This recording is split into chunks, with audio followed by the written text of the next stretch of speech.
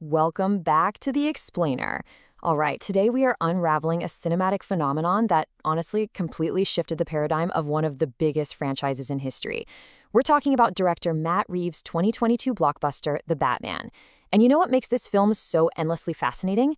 It's how it took this massive, CGI-heavy superhero property and just stripped it all the way back down to its gritty, street-level roots. We're going to examine how Reeves reinvented this iconic character, not as some soaring, invincible god among men, but as a deeply flawed, boots-on-the-ground crime scene investigator. Okay, let's dive into this, because it poses a fundamental question about the very DNA of this film. Are we watching a superhero movie or a 1970s detective thriller? For decades, we've all been conditioned to expect certain tropes from comic book adaptations, right? Global threats, sky beams, massive, physics-defying action sequences. But Matt Reeves? He actively stripped away those traditional superhero action tropes. He reframed the whole narrative, really forcing us to ask if we've just been dropped into a tense, methodical detective story that only happens to feature a guy in a cape. And man, this shocking tone shift absolutely resonated. Critics were hailing it as a grim, gritty, and gripping super noir, ranking it among the Dark Knight's bleakest and most thrillingly ambitious stories. This kind of reaction proves that audiences were incredibly hungry for this genre-bending approach.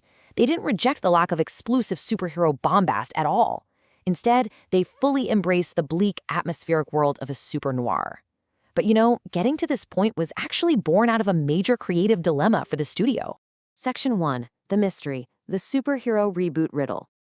To really understand this film, we have to understand the context, the riddle, if you will, that Warner Brothers was desperately trying to solve.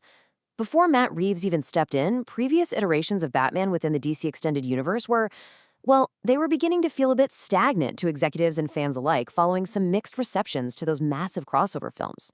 The studio absolutely needed a fresh path forward. You see, originally, Ben Affleck was set to write, direct, and star in a very action-heavy film firmly connected to that wider universe of super beings. But actually, scratch that. When Matt Reeves took over, he deliberately ripped all those connections out. He chose to focus entirely on a younger, year two Batman. So instead of a veteran hero fighting alongside aliens and demigods, we get this isolated, methodical detective. He's barely starting his career, just meticulously working through clues in the shadows. Which brings us to the clues, designing a noir Gotham. So, how exactly do you construct a world that supports this grounded, investigative approach? Well, let's take a look at the cinematic DNA and the hard evidence Reeves used to build this highly specific vision of the city. And this brilliantly illustrates how Reeves looked way outside the traditional comic book genre for inspiration. He completely bypassed other action blockbusters and went straight to the 1970s New Hollywood era. He drew from the gritty street chases of the French Connection, the systemic, deep-rooted corruption of Chinatown, the urban decay and psychological isolation of Taxi Driver, and even the creeping suspense of Alfred Hitchcock. These are all films centered around obsession, paranoia, and the slow, deliberate unraveling of a mystery. Now, that's not to say Reeves abandoned the source material. He definitely didn't. He just selected very specific stories, pulling heavily from comic runs like The Long Halloween and Ego. And what these specific books have in common is that they highly prioritize Batman's internal psychology, his unique perspective, and above all, his sleuthing skills over his ability to, just win a fist fight. They are murder mysteries first and superhero stories second. Moving on to the suspects, the detective and the serial killer.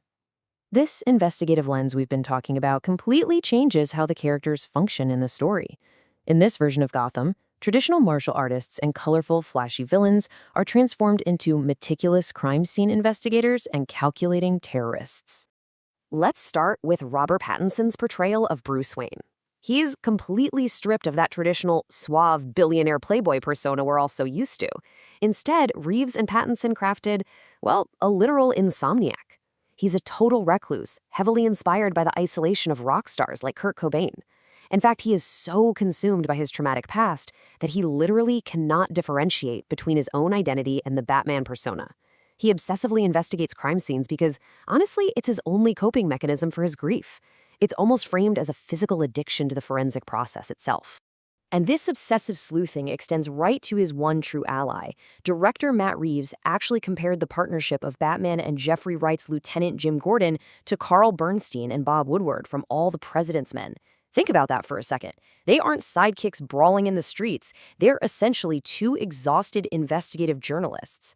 Their entire dynamic emphasizes walking through crime scenes with flashlights, analyzing thumb drives, and decoding ciphers together. The tension of the movie comes from solving clues, not executing massive action sequences. Now, what's really interesting about this slide is that to match a Detective Batman, you absolutely need a villain who leaves a trail of evidence.